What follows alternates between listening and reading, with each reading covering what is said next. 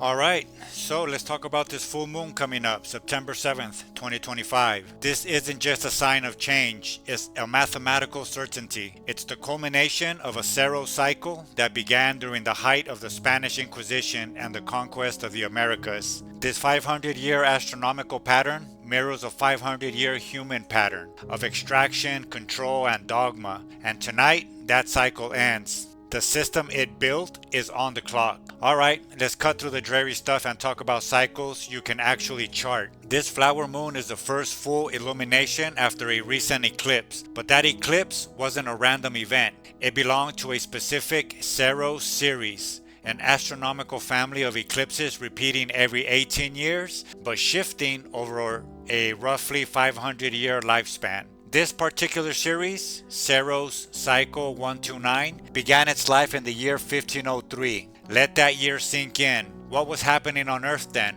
The engine of the conquistador was roaring to life. The Inquisition was formalizing its terror. This isn't fluffy coincidence. It's a chilling correlation. The energy that initiated this celestial cycle was the very energy of conquest, suppression, and the imposition of brutal, top-down system. This episode argues that this 500-year Saros cycle acted as a cosmic anchor for a human system built on three pillars: dogmatic religion, extractionist conquest, and later the corporate empire. And now, as this specific Saros series ends, so too does the dominance of that system. We're not just feeling spiritual shift, we're living through the structural collapse of a 500-year-old paradigm. First, the facts. A Saros cycle is a period of approximately 18 years, 11 days, and 8 hours, after which the sun, earth, and moon return to nearly the same relative geometry. A series of eclipses belonging to one Saros cycle has a lifespan of about 12 to 15 centuries.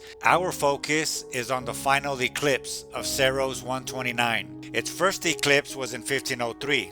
Its final eclipse was the recent one that preceded this flower moon. So for its entire 500-year run, this specific cycle of eclipses has been a constant in our skies while a specific system rose to power on Earth. This was the system that burned the Aztec codices, not just to destroy knowledge, but to destroy a competing worldview. The Inquisition wasn't just about religious purity, it was the original cancel culture.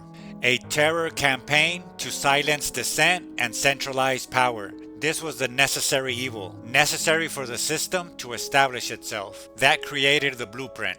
Submit, consume, and obey. This energy didn't disappear, it evolved. It moved from the church to the crown and then to the corporation. The Toltec concept of the smoky mirror is the perfect metaphor for what this system built. The illusions we've been fed for centuries.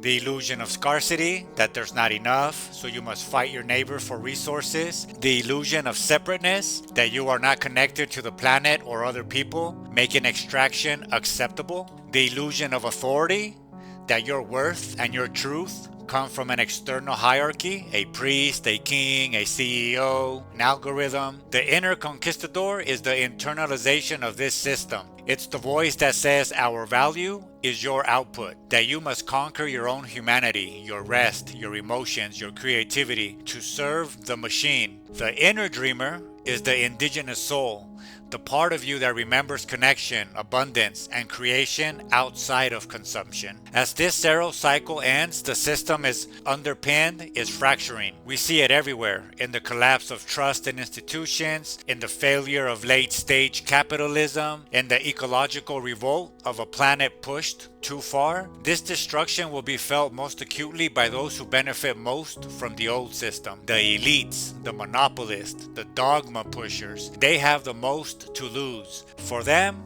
this is an apocalypse. For the rest of us, it's a correction. The flower moon is the light we use to see the rubble clearly. It illuminates the path out. The end of this cycle isn't an end of the world, but the end of a world, a specific oppressive one. The ritual for this moon is not passive, it's active. It's about withdrawing your energy from the old system and investing in the new.